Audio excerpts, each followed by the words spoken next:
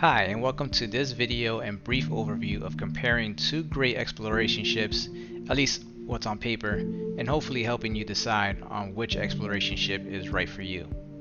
The two ships I'm going to compare are the 400i and the new RSI Zeus Mark II ES variant, which is the intended exploration variant. Since I was already going through all the specs to help myself on deciding which one I would like to have as an exploration ship, I figured I would share my findings on video to help whoever else was considering the same options. With that being said, let's go ahead and begin with just the specs. For the RSI Zeus Mark II ES, it is considered to be a medium-sized ship, up to 3 crew members, 2 size 4 pilot weapons, 2 medium fuel intakes, 1 large quantum fuel tank, 2 size 2 power plants, 2 size 2 coolers, 4 size 2 shields, 1 large radar, 10 maneuvering thrusters, and 32 SCUs of cargo space.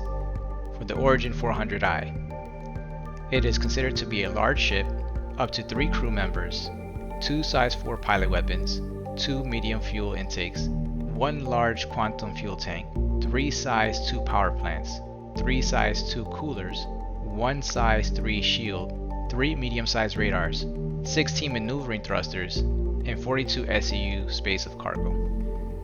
After looking over the specs on both ships, in my opinion, both ships line up very similarly in many areas.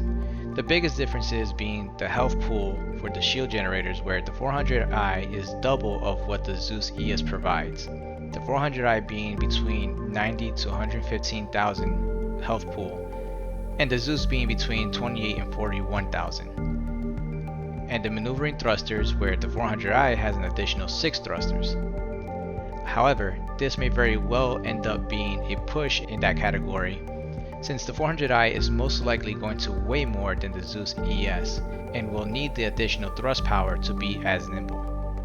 When it comes to SCU, the 400i has 10 more SCU cargo space than the Zeus. Not a huge difference on paper, but depending on the cargo, this can be a major difference in supplies or in profits. As for radar and scanning tech, since this has yet to make it into the PU, we're just unsure how much of a difference it will be having 3 medium radars in the 400i versus 1 large radar in the Zeus. However, the 400i does have a cartography table, which may prove handier with the crew on board.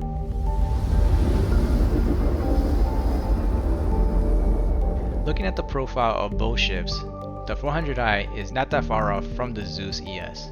Although the 400i is a double-deck ship, when comparing from the side, it's really the unique shape of the nose of the ship that gives it that extra height. This is also the area of the garage bay for the X1. When it comes to landing in a tight area, the Zeus ES will have the advantage here, but not by much.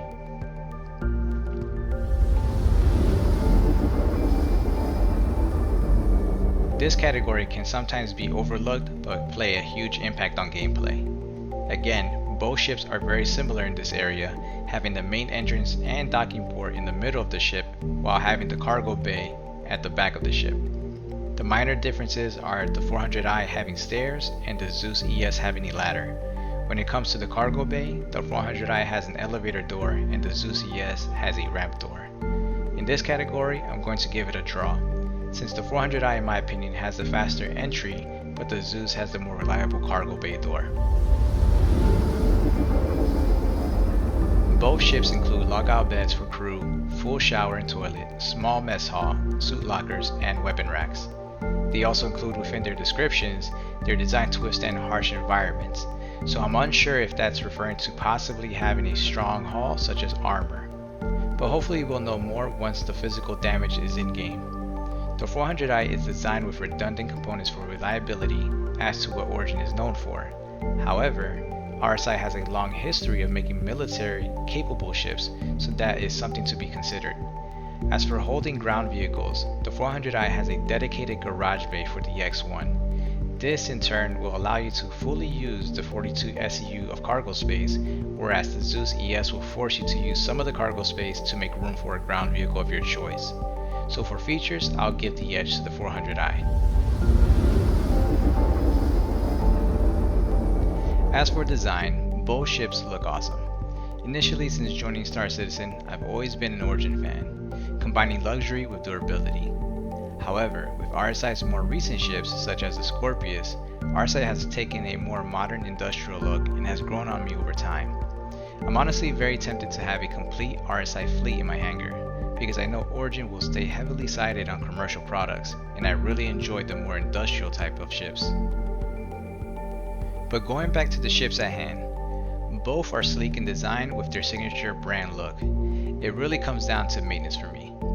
Judging both ships by components and ship layout, and the most recent demos shown about the resource management during CitizenCon 2953, it seems to me that the 400i will most likely have more relays along with the redundant components to live up to its reliable tagline, giving you more opportunities to survive and attack to go with the straight line speed it's known for.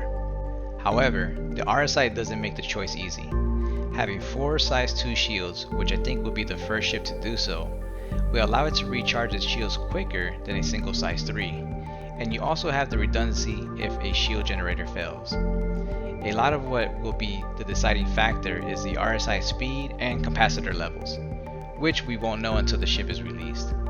When it comes to firepower, the edge goes to the 400i simply because of its additional remote turret that the Zeus ES does not have.